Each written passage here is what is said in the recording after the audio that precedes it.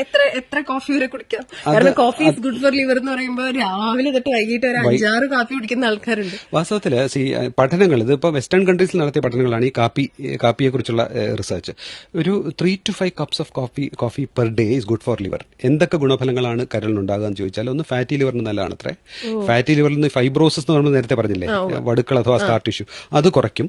ഇനിയും കരളിലെ ക്യാൻസറിന്റെ സാധ്യത കുറയ്ക്കും കോഫി.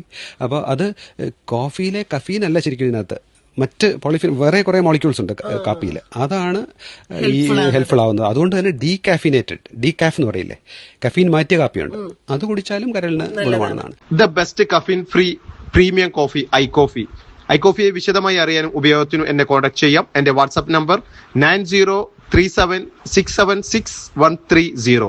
നമ്പർ ഒരിക്കൽ കൂടെ 9037 676 130. Thank you.